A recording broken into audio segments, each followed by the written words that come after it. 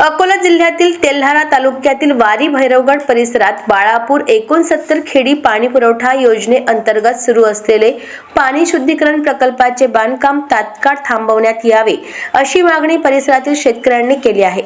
या मागणी संदर्भात शेतकऱ्यांनी तेल्हारा तहसीलदारांना निवेदन सादर केले आहे। निवेदनात नमूद करण्यात आले आहे की सदर प्रकल्पाला दिनांक 4 मार्च 2023 रोजीच्या शासन निर्णयानुसार स्पष्ट स्थगिती असताना देखील नियमबाह्य पद्धतीने काम सुरू ठेवण्यात आले आहे।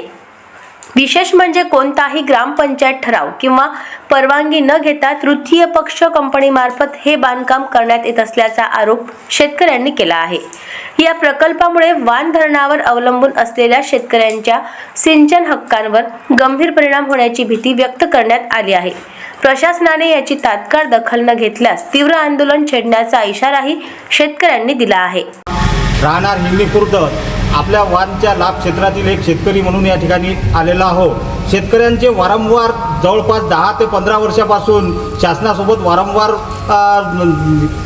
भांडणे चालू आहेत की आम्ही वान क्षेत्रातील पाणी हे पहिल्यांदा आमच्या लाभ क्षेत्रातील लोकांनाच मिळावे व उर्वरित पाणी तुम्ही अन्यत्र कुठेही नेलं तरी चालेल, पण आमच्या लोकप्रतिनिधीच्या दुर्लक्षामुळे आमच्या वानच्या पाण्याची विल्हेवाट लागत आहे। सर्वांनाच आमचं वानचं पाणी हवंसं वाटत आहे। आताही बाळापूरसाठी आणि अकोला अमृत योजनेसाठी शेतकरी स्वतःहून वर्गणी करून हायकोर्टामध्ये केस लढत असताना मुख्यमंत्र्यांनी स्थगिती दिलेली असताना सुद्धा बाळापूरचे पाणी पुरवठ्याचं काम स्थगित न ठेवता तिथेच स्थानिक ग्रामपंचायतची NOC न घेता पाणी पुरवठ्याचं काम चालू आहे।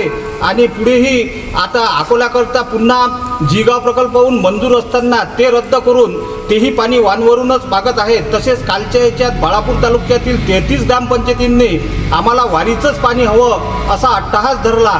म्हणून माझी या लोकप्रतिनिधींना विनंती असेल की फक्त वानचंच पाणी चांगलं आहे का? बाकीच्या ठिकाणी तुम्ही वानचंही पाणी फिल्टर करूनच नेऊन राहिले, बगर फिल्टरचं पाणी वापरत नाही। बाकीचेही धरणावरून पाणी जे नेसाल ते फिल्टर करूनच नेता। मग फिल्टरचं पाणी जर तुम्हाला भेटत असेल तर हे चांगलं ते खराब, म्हणजे असं का दुजाभाव का?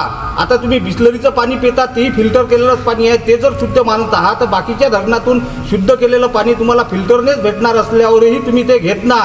आणि त्याच्यात लोकप्रतिनिधीचाही इंटरेस्ट याच्यानं आहे की हे पाईपलाईन दुरून आहे आणि याच्यावर फार मोठं कमिशन स्थानिक आमदारांनाही भेटते व ज्या मतदारसंघात जाईल त्याही आमदारांना भेटते आणि त्यांच्या कमिशनसाठी फक्त हे पाणी शुद्ध होत आहे। नाही तर फिल्टर केल्यानंतर कुठलंही पाणी शुद्धच असते, फक्त वानचंच पाणी शुद्ध आहे असं नाही। आता असाच जर वारंवार अन्याय जर होत राहिला तर आज हे फक्त निवेदन देण्यात आलं, लवकरच शेतकरी मोठा आक्रोश करतील। कारण शेतकऱ्यांचं काळीज असणारी जमीन या धरणासाठी फाळल्या गेलेली आहे आणि फार मोठ्या जमिनी या धरणात गेलेल्या असताना सुद्धा इथले शेतकरी वंचित आहेत। या भागातील आमच्या तेल्हारा तालुक्यातच अर्धा भाग खारपान पट्ट्याचा सुद्धा आहे, त्यांना सुद्धा पिण्याचं पाणी नाही। आम्ही धरणाच्या 12 किलोमीटर अंतरावर असणाऱ्या आमच्या गावांना सुद्धा पिण्याकरता पाणी नाही आणि आमच्या छताळाहून बाहेर पाणी नेऊन आमचे जिल्ह्यातल्या जिल्ह्यात भांडणे लावून देण्याचं काम हे लोकप्रतिनिधी करीत आहेत आणि त्याला आमचा तीव्र निषेध असेल। आता जर शांततेच्या मार्गाने हा मोकळा झाला नाही तर आता शेतकरी रुमणे आंदोलन केल्याशिवाय राहणार नाहीत आणि वेळ प्रसंगी कायदाही हातात घेण्यासाठी शेतकरी मागापुढे पाहणार नाहीत असे या सर्वांच्या वतीने या ठिकाणी मी जाहीर करतो। अशाच महत्त्वपूर्ण बातम्यांच्या अपडेटसाठी अजिंक्य भारत न्यूजच्या पेजला फॉलो करा आणि सबस्क्राईब करा। Thank you for watching.